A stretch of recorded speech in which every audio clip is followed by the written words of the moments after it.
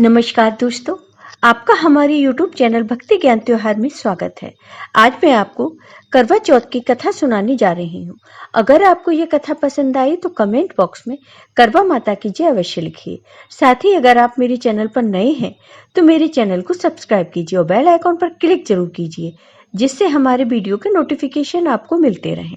हिंदू पंचांग के अनुसार करवा चौथ का पर्व कार्तिक मास के कृष्ण पक्ष की चतुर्थी तिथि को मनाया जाता है। सुहागिन महिलाओं के लिए करवा चौथ के व्रत का खास महत्व है। ये व्रत महिलाएं अपने पति की अच्छी सेहत, लंबी उम्र और खुशहाल वैवाहिक जीवन के लिए रखती हैं। व्रत के पूरे दिन महिलाओं को कुछ खाने पीने की इजाजत नहीं होती, यानी ये निर्जला उपवास है। व्रत के दिन शाम में चंद्रदेव को अर्घ्य देने के बाद ही पति के हाथों से पानी पीकर व्रत खोला जाता है। इस बार करवा चौथ का व्रत 20 अक्टूबर रविवार को है। विभिन्नताओं से भरे इस देश में करवा चौथ व्रत मनाने के कई तरीके हैं। सभी लोग अपनी अपनी परंपराओं का निर्वाह करते हुए करवा चौथ के विभिन्न रीति रिवाजों और नियमों का अनुसरण करते हैं। लेकिन करवा चौथ के कुछ विशेष नियम ऐसे हैं जिन्हें हर व्रती महिलाओं को मानना चाहिए। करवा चौथ व्रत में कई जगह सरगी का रिवाज है। सरगी सास बहुओं को देती हैं, जिसमें मेवे, फल, मिठाई और श्रृंगार का सामान शामिल होता है। इसे सूर्योदय से पहले खाना होता है। इसके बाद रात्रि तक चंद्रदेव को अर्घ्य देने तक निर्जला व्रत का पालन करना होता है। अगर किसी महिला के परिवार में सरगी की परंपरा नहीं है तो भी कृष्ण पक्ष की चतुर्थी तिथि लगने के बाद कुछ खाने या पीने से परहेज करते हुए निर्जला व्रत का पालन करें। आप अपनी पसंद के अनुसार किसी भी रंग के कपड़े पहन सकते हैं और श्रृंगार कर सकते हैं, लेकिन करवा चौथ पर विवाहित महिलाओं को श्रृंगार की 6 चीजों को धारण जरूर करना चाहिए। ये 6 श्रृंगार हैं: मेहंदी, सिंदूर, मंगलसूत्र, चूड़ियां, बिंदी और बिछिया। करवा चौथ के दिन इन चीजों को धारण करके विधि विधान के साथ करवा माता की पूजा करने से सौभाग्य में वृद्धि होती है और वैवाहिक जीवन खुशहाल बनता है।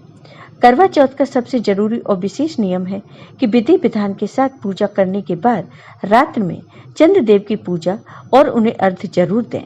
साथ ही करवा चौथ की कथा सुनने के साथ ही भगवान शिव, माता पार्वती, कार्तिकेय जी, गणेश जी की पूजा भी जरूर करनी चाहिए। इससे आपका वैवाहिक जीवन खुशहाल रहता है और आप जीवन में तरक्की करते हैं। मां पार्वती की एक सहेली थी जिनका नाम करवा था। वह बहुत ही साधारण परिवार में जन्मी थी। एक बार की बात है, वह अपने पति के साथ जंगल में रह रही थी। वहीं पास ही में एक सरोवर थी। अचानक करवा के पति के शरीर में स्थिरता हुई और उन्हें प्यास लगने लगी। जब प्यास लगी तो वह पानी पीने के लिए उस सरोवर में चले गए। जैसे ही वह पानी पीने लगे, उनका पैर मगरमच्छ ने पकड़ लिया। करवा के पति का पैर खींचकर मगर पानी में ले जा रहा था। दूसरी तरफ करवा को इस बारे में कोई बोध नहीं था। वह तो भगवान की आराधना में लगी हुई थी। अचानक पत्नी के कानों में उसके पति की चीखने की आवाज आई, करवा, करवा, मुझे बचाओ। करवा सब कुछ छोड़कर तेजी से दौड़ पड़ी। जब करवा ने देखा कि उसके पति को मगरमच्छ खींचकर ले जा रहा था, पहले अपनी साड़ी का पल्लू फाड़ा और उससे मगरमच्छ की पूंछ को पकड़कर खींचा। करवा मगर को खींचकर पेड़ के नीचे ले गई। वहां आसपास लंबी घास लगी थी। मात्र उस घास से उसने मगरमच्छ को बांध दिया। मगरमच्छ हिल नहीं पाया। तभी करवा के पति को ले जाने के लिए यमराज के दूत आ गए। करवा ने पूछा, तुम कौन हो? तो यमदूत कहते हैं, तुम्हारे पति का आज अंतिम दिन है, अंतिम समय है, इसलिए हम इसे लेने आए हैं। तो करवा कहती है, अगर मरना है तो इस मगरमच्छ को मारो जिसने मेरे पति का पैर पकड़ रखा है। प्राण छोड़ना है तो इस मगर की छोड़िए, मेरे पति के प्राण तो आप ले जा नहीं सकते। यमदूत कहते हैं, करवा, हम अपने नियम को नहीं बदल सकते। तुम्हारे पति की अंतिम सांसें हैं। तुम्हारे पति का मृत्यु का समय आ गया है। मगरमच्छ को अभी नहीं मरना, अभी इसकी उम्र शेष है। ये अभी कम से कम 9 महीना और जीवित रहेगा। इसका हमारे पास लेखा है। करवा कहती है, नहीं, आप मेरे पति को नहीं ले जा सकते। लेकिन यमदूत करवा की बात को नहीं मान रहे थे। यह सुनकर करवा को क्रोध आ जाता है और वह हाथ में जल लेती है और कहती है, अगर एक भी यमदूत ने मेरे पति को उठाकर ले जाने की कोशिश की तो मैं शिव भक्त मां पार्वती जी की भक्त करवा तुम सबको श्राप दे दूंगी। सब यमदूत यह सुनकर दौड़कर यमराज के पास गए। यमराज ने पूछा, क्या बात है, तुम क्यों दौड़कर आए हो? यमदूत ने कहा, करवा अपने पति को नहीं लाने दे रही। तब यमराज खुद करवा के पति को लेने जाते हैं और करवा को समझाते हैं, तुम्हारे पति के अंतिम पल हैं, इसे ले जाने दो। तब करवा कहती है, आप मगरमच्छ को ले जाओ पर मेरे पति को नहीं। यमराज जब बार बार करवा के ऐसी बातें सुनते हैं तो उन्हें क्रोध आ जाता है और करवा को भी क्रोध आ जाता है।